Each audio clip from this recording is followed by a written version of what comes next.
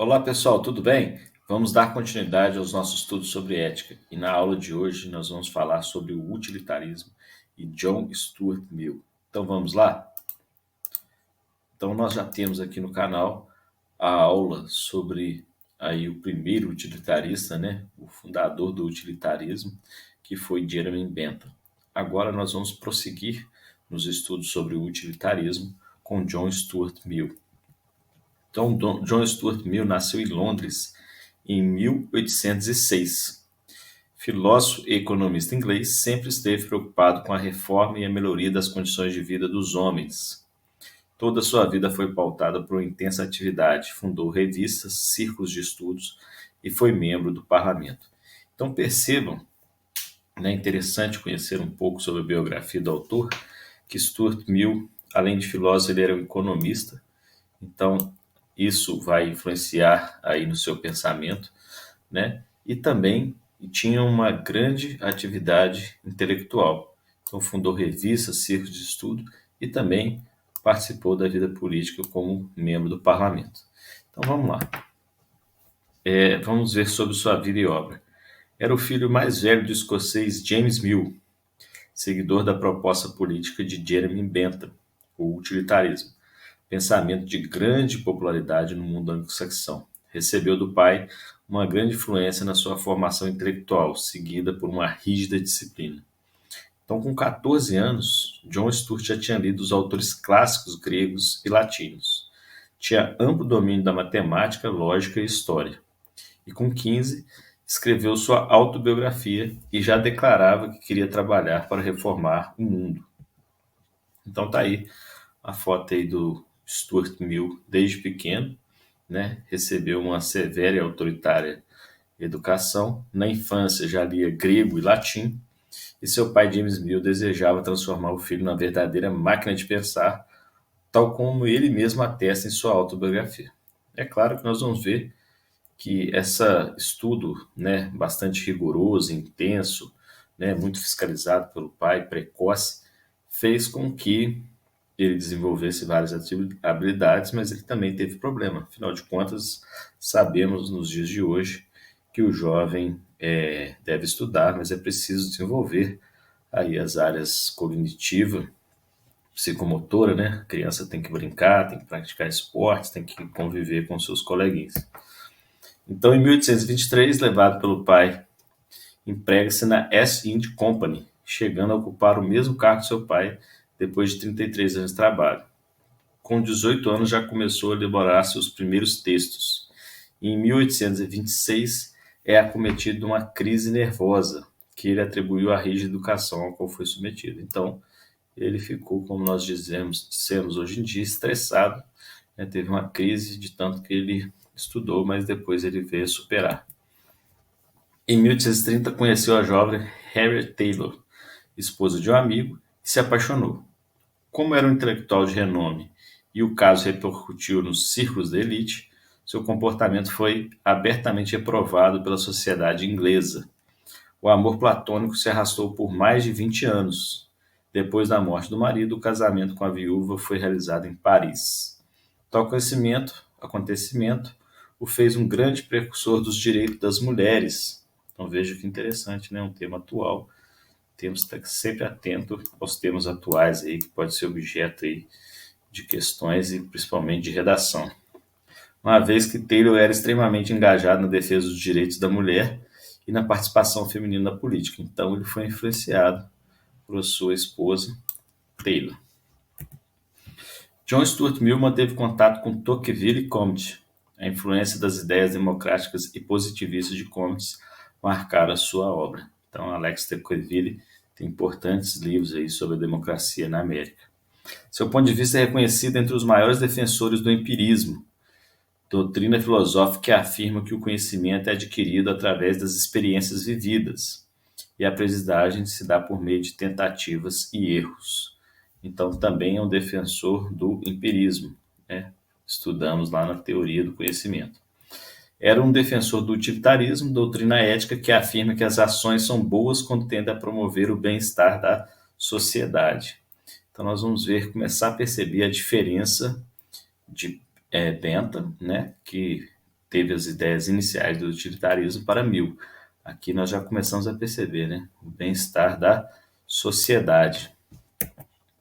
Então, suas principais obras: Sistema de Lógica, ensaio sobre algumas questões não resolvidas, ensaio sobre algumas questões não resolvidas de economia política, princípios de economia política e utilitarismo. Mill retomou de Bentham o princípio segundo o qual o interesse e o prazer constituem as molas da conduta humana, para elaborar uma moral utilitarista. Do ponto de vista moral, a utilidade é o principal critério da atividade humana. Então, até aqui, nós estamos percebendo uma semelhança. Para entender a ética no utilitarismo, é preciso compreender o modelo de indivíduo de John Stuart Mill. Então, o indivíduo possui basicamente duas características para Mill: a capacidade de se transformar qualitativamente, isso é importante, ao longo do tempo, e a capacidade de agir por hábito. Então, vejamos. Capacidade de se transformar qualitativamente ao longo do tempo.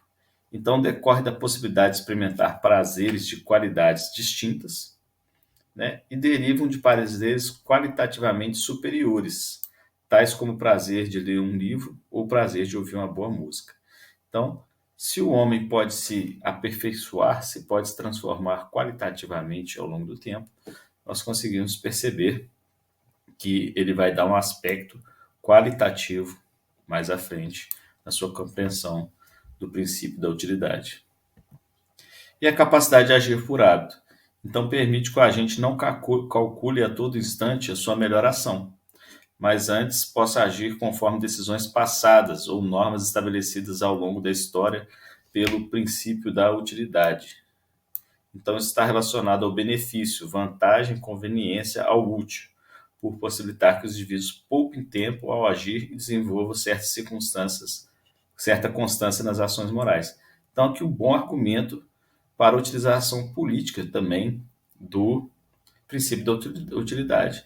Permite uma constância nas ações morais, isso é interessante, e também permite que poupe tempo, né? Então, esse benefício, essa utilidade, essa conveniência de você fazer o cálculo utilitarista uma vez e depois aplicar ele em outras situações, faz com que a gente ganhe tempo, né? E ele era um economista, a gente sabe que para os economistas tempo é dinheiro. Então, a felicidade que forma o padrão utilitarista do que é certo na conduta não é a felicidade própria do agente, mas de todos os interessados. Entre a sua própria felicidade e a dos outros, o utilitarismo exige que o agente seja estritamente tão imparcial quanto o espectador benevolente e desinteressado. Então, veja, aqui a primeira característica, quando a gente vai pensar na felicidade para o utilitarismo de Mill, o primeiro ponto que a gente pode diferenciar de Bentham. Então, para ele, essa felicidade do padrão utilitarista não é a felicidade própria da gente, mas de todos os interessados. Então, vejam, o Bentham dizia que quando ia fazer o cálculo, a pessoa fazia o cálculo pensando nela, no agente, ou que pudesse proporcionar prazer para ela, ou para o maior número de pessoas.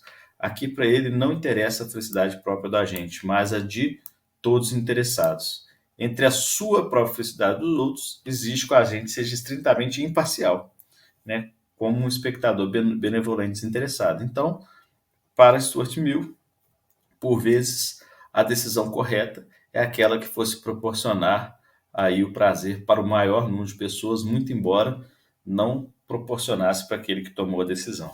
As ações certas são aquelas que produzem a maior possibilidade de balancear felicidade e infelicidade, em que a felicidade de cada pessoa seja igualmente importante. Então, a felicidade que falavam não significa uma vida de arroubo, mas momentos de êxtase numa existência constituída de poucas dores transitórias, muitos e variados prazeres, com um claro predomínio do ativo sobre o passivo. Então, para ele, a deplorável educação, os deploráveis arranjos sociais são atualmente o único obstáculo real para que quase todos realizem, né? Realizem sejam felizes. Depois do egoísmo, a principal causa que torna a vida insatisfatória é a falta de cultivo intelectual. Então veja, Stuart Mill achava que era importante a educação, né? Era importante o cultivo intelectual, justamente para que o homem saísse, se livrasse aqui do egoísmo e pudesse aí tomar decisões que estivesse preocupada com a felicidade de todos. Na definição moral do utilitarismo de Mill, os preceitos e regras de conduta humanas são necessários para a observação de uma vida feliz. Aqueles que não levam a vida egoísta, fonte de uma vida infeliz, como nós vimos, alcançam objetos de afeto pessoal e também de afetos públicos, fazendo convergir seus interesses com os interesses coletivos. Então, a pessoa não pode levar a vida egoísta, ela tem que pensar na sua comunidade, tem que pensar em todos. E aí, essa decisão que vai balancear felicidade e infelicidade para o maior número de pessoas, como nós vamos ver de uma maneira qualitativa, é o que vai dizer qual é a ação correta. Então, a sociedade é a composição de uma soma de indivíduos para mil. Então, agora nós fazemos aqui uma síntese dessas ideias, né, de educação, felicidade e política. Para que os homens possam ter uma vida feliz, um dos elementos importantes para ser considerados refere-se à formação de seu caráter. Para uma boa formação do caráter dos indivíduos, da etologia política ou do caráter nacional, seria necessário uma forte melhoria dos arranjos institucionais, proporcionando educação, como nós já vimos, e prudência dos desejos dos homens, né? Então, prudência é aquela capacidade de deliberar bem que nós já vimos desde os gregos. De acordo com Mill, a felicidade que os utilitaristas adotaram como padrão do que é certo não é a felicidade do próprio agente, mas a felicidade de todos os envolvidos, pois o que conta na soma da felicidade conjunta é o prazer total qualitativo. Então, aqui está uma importante diferença. Já não estamos mais falando da prazer quantitativo, não só o número de pessoas afetadas. Aqui pode ser que sejam menos pessoas, também não está preocupado só com a gente, mas que seja qualitativo, né? Que os indivíduos que estão sendo afetados realmente sejam considerados.